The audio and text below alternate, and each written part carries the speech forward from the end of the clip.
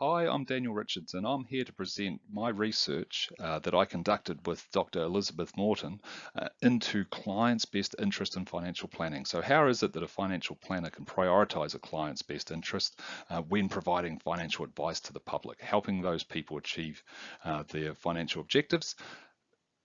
What's the barriers and what's the enablers which allow a financial advisor to prioritize a client's best interest when giving financial advice?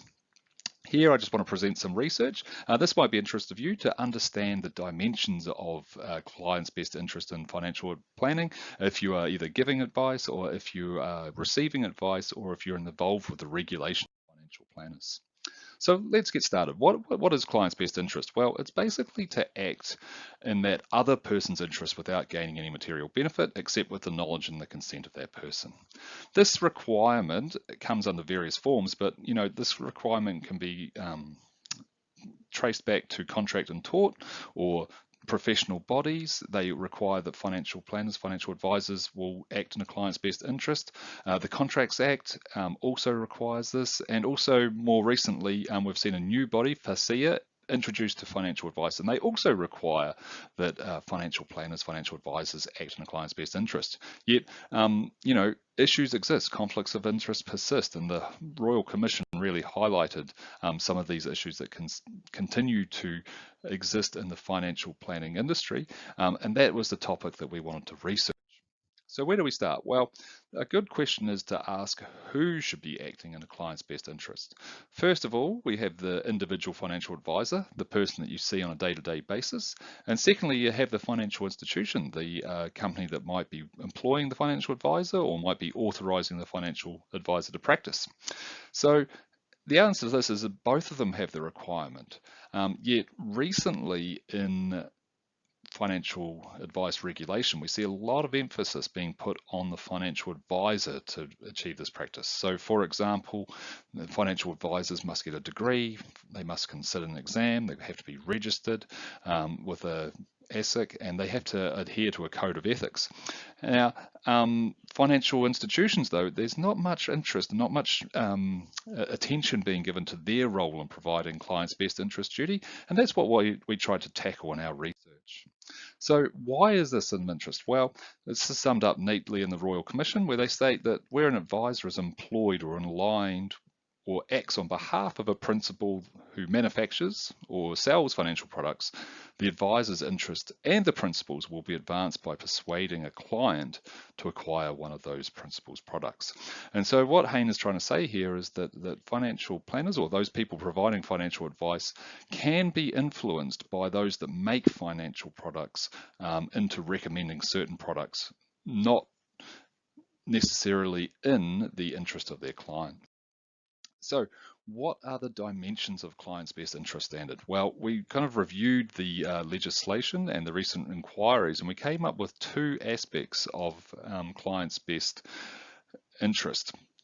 First is when we think about the advice, what is that advice based on? When the person is providing advice, are they basing that advice on information about the product, or are they providing it on information about the client? So product advice would be looking at certain superannuation products or certain insurance products and trying to get the specifics of that product and give the advice to the public based on that product. Conversely, personal financial advice is always relating it back to the client's circumstances. So thinking about that client, thinking about how much money they have, thinking about their earnings potential, thinking about what their objectives are, thinking about what kind of like stage in their life cycle they are. Basing your advice on those factors is what we would call kind of personal financial advice, and that's what's done in the Contracts Act. So in addition, we have the idea of alignment. This is a second dimension of client's best interest. And this is what is the relationship that financial advisor has with the companies which make financial products. Is the financial planner on the one hand integrated with that, or on the other hand independent? Now, both of these dimensions should be thought of as a continuum where there's a various number of positions along a scale on both of these.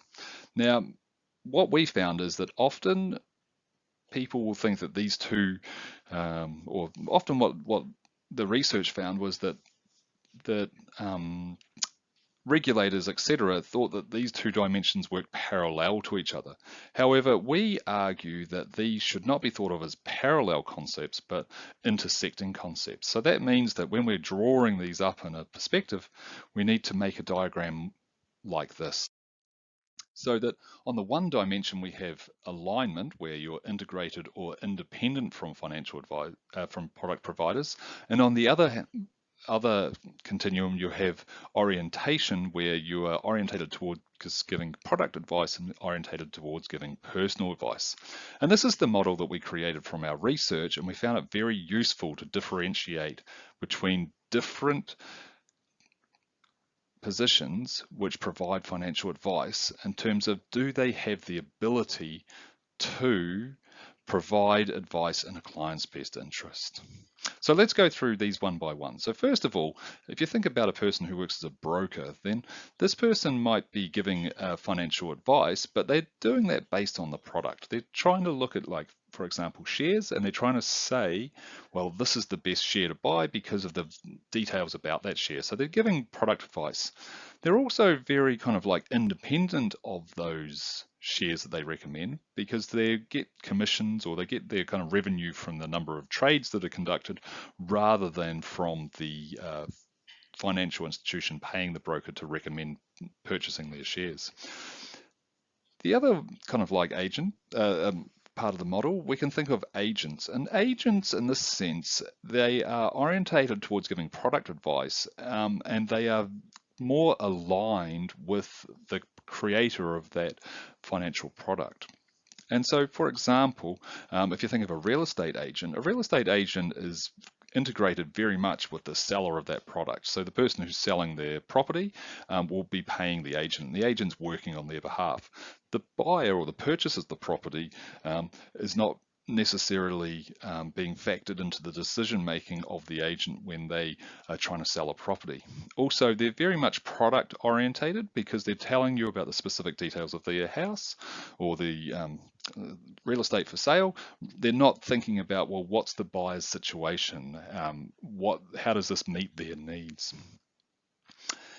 The third type is an advisor. And an advisor is someone who's essentially going to be providing personal advice. So they're going to be learning a lot about their clients and basing their advice on the client's details, but they are essentially integrated with a financial institution that creates products. So maybe a good example of this would be a financial advisor that works at a large financial institution that both makes products and gives advice at the same time. And this is what they talk about a lot with vertical integration within the financial planning industry.